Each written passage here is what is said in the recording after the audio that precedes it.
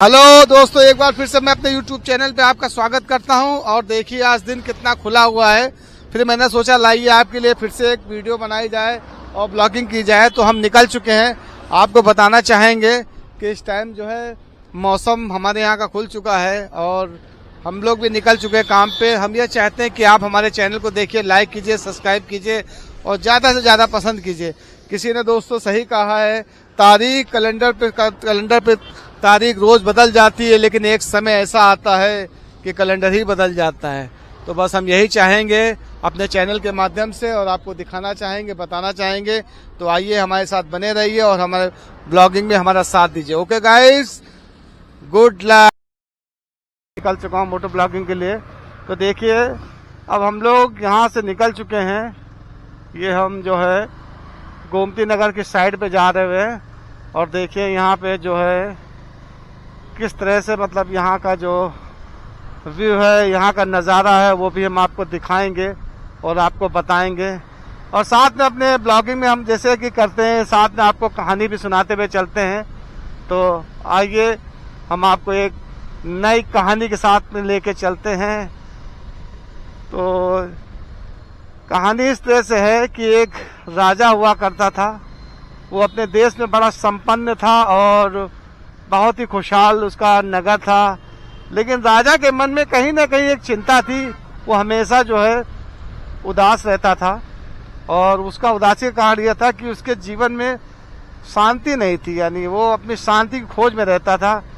तो उसने अपने मंत्रियों गणों सबको बुला के कहा कि जो मेरी शांति को मुझे मेरे जीवन में ला देगा वो मैं अपना आधा राजपाट दे दूंगा। इस चक्कर में बहुत से लोग आए और बहुत सी सभाएं हुई और अनेक उपाय किए गए, लेकिन राजा को जो चाहिए था वो उसके दिल में जो है वो चीज़ हो नहीं पा रही थी।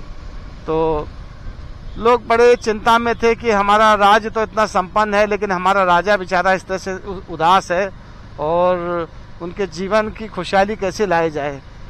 इसी कस में दिन चल रहा था और चलते चलते जो है मैं अपनी कहानी को रोकूंगा थोड़ी देर के लिए। देखिए हम लोग यहाँ पे आ चुके हैं।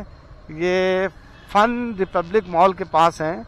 देखिए यहाँ से अगर आपको बाराबंकी जाना है तो 25 किलोमीटर, अयोध्या 123 है और गोरापुर 290 है। तो ये चौराहे पे हम लोग हैं, मेन है चौराहा है ये यहाँ का अम्बेडकर। देखिए अम्बेडकर साहब की, यहाँ से अम्बेडकर सामाजिक परिवर्तन पार्क भी दूर है, सामाजिक परिवर्तन सामने है। तो ये हम लोग अम्बेडकर पार्क की तरफ से चल रहे हैं। चलिए हम लोग यहाँ अंदर से चलते हैं। हालांकि इस टाइम छुट्टी का दिन है, ज़्यादा भीड़ तो नहीं है, लेकिन हम लोग चलिए यहाँ से चलने की कोशिश करते हैं। हालांकि वन वे है, लेकिन इस टाइम अभी जा सकते हैं। तो देखिए सामने एक कॉम्प्लेक्स है, ये स्मार्ट पॉइंट बन रहा है। ये देखिए यहाँ से ये साफ़ सफाई चल रही है। 26 जनवरी की वजह से यहाँ पे जो है सब साफ़ सफाई से सजाया जा रहा है। और देखिए सामने ये 3 स्टार होटल है, लखनऊ विकास प्राधिकरण का। यहाँ बिल्डिंग भी आइनॉक्स है यहाँ पे। और ये देखिए ये शाम की तैयारी हो रही है। जूह चौपाटी की तरह यहाँ भी सस्ता है। ये गोमती उपवन पार्क है ये, जिस जगह से हम लोग निकल रहे हैं अभी। और हम आपको आगे दिखाते हैं। और ये देखिए आप हमारे पुराने ब्लॉग में देखेंगे तो आपको दिखेगा, हमने यहाँ का भी सब बनाया है, आप लोग देख सकते हैं। ये देखिए सामने कितनी विशाल प्रतिमा है और सुश्री महाराज बहन जी की। देखिए यहाँ संडे के दिन होने की वजह से कितनी चहल पहल है। ये देखिए सामने लोग अम्बेडकर पार्क का भी नज़ारा कर रहे हैं। ये देखिए सामने हमने आपको दिखाया जैसे कि देखिए यहाँ पे कई लोग हैं।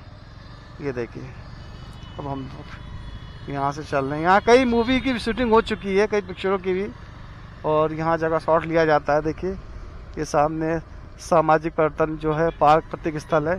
ये देखिए ये लड़के लोग देख रहे हैं, ये रील बना रहे हैं या शॉर्ट के चक्कर में देखिए डांसिंग हो चल रही है, यहाँ इनके प्रैक्टिस हो रही है। और यहाँ से हम लोग चलते हैं। ये देखिए ये बहन जी के काल में बनाया हुआ ये पुल है, नया पुल है और अच्छा पुल है। और आगे ही हम जैसे मैंने आप बताया ना, मैंने अपने ब्लॉग में बनाया, आगे ही चटोरी वाली गली है जो कि काफ़ी फेमस है। वहाँ शाम को जो है स्ट्रीट फूड का सारा काउंटर लगता है आप लोग कभी भी आइए तो आके जो है आप लोग ऐसे। तो जैसे कि मैंने बताया तो राजा इसी कश्मकश में था। मैं अपनी कहानी को शुरू कर रहा हूँ।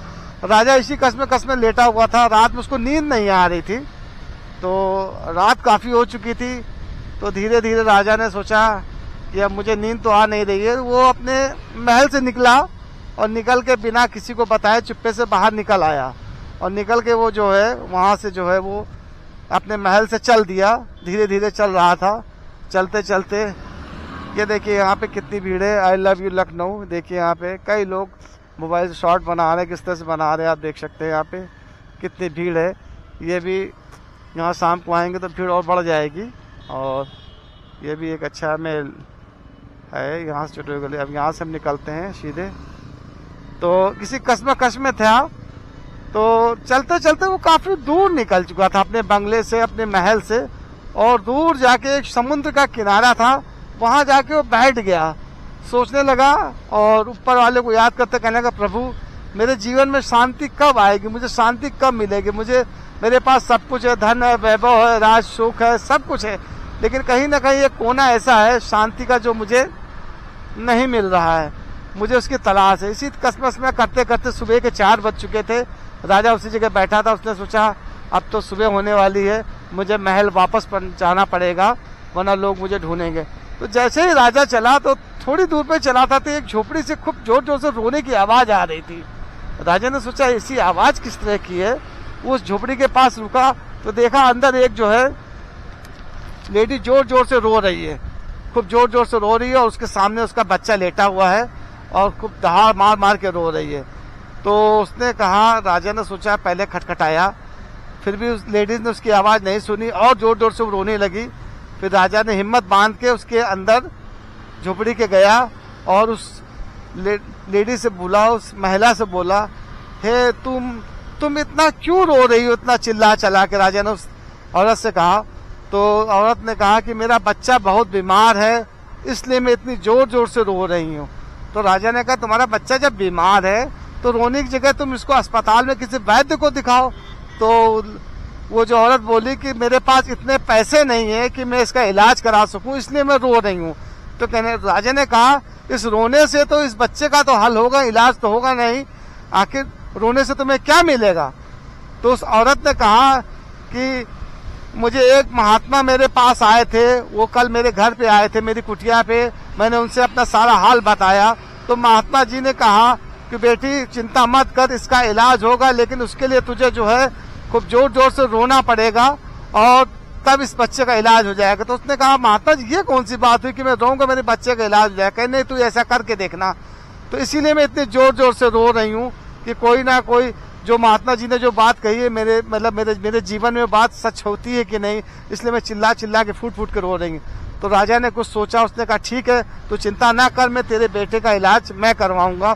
उसने तुरंत अपने महल में जाके अपने मंत्रियों से कहा ऐसी ऐसी बात है, उस जगह पे जाना और वहाँ पे जो है एक जो है तुम्हें लेडी मिलेगी। और जो है देखिए मैं अपनी कहानी को रोकता हूँ। मैं देखिए मैं इधर चल रहा हूँ, ये लामार्ट के लिए, लामार्ट टिलियर है, यहाँ का फेमस कॉलेज है। मैं इस तरफ से जा रहा हूँ।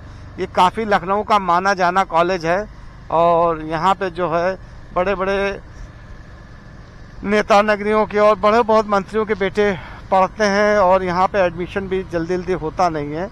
और यहाँ पे आपने गदर मूवी देखी होगी सनी देओल की, उसकी शूटिंग हुई है और अभी रिसेंट में जो गदर 2 आ रही है उसकी भी शूटिंग यहाँ पे हुई है। तो ये पूरा इलाका जो है वीआईपी इलाका है, मुख्यमंत्री आवास के पीछे का इलाका है पूरा जो मैं आपको दिखा रहा हूँ।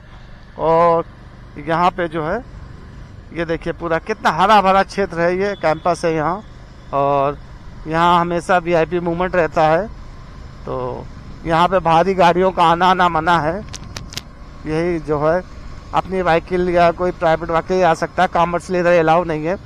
सामने आपको कॉलेज दिख रहा होगा, देखिए मैं दिखा रहा हूँ आपको, वो सामने कॉलेज है लामा टिलियर, ये लड़कों का बॉयज़ का है। यहाँ पे हॉस्टल भी है और वो भी है, देखिए लामा टिलियर लिखा है, ये सामने कॉलेज है बिल्कुल। और इधर से हम चलते हैं दूसरी ओर।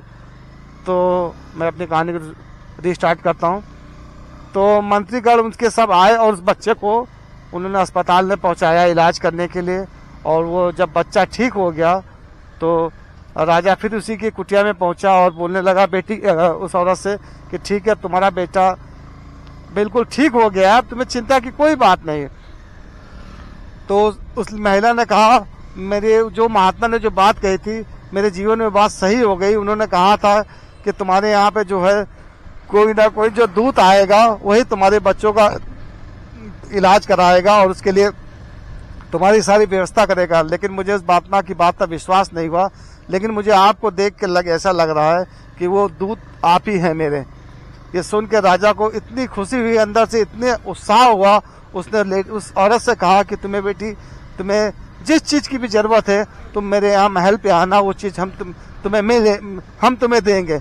ये सोच के राजा को उस दिन जब वो रात में लेटा, वो आंख बंद करके सोचने लगा कि मैं किस तरह से वहां गया, मैंने किस तरह से उस बच्चे की मदद की, उस औरत ने मुझे कितना मतलब दुआएं दी। असली शांति तो मेरे दिल में मुझे आज लगी है। यानी राजा को इतनी खुशी उस दिन, उस राजा को शांति प्राप्त हुई।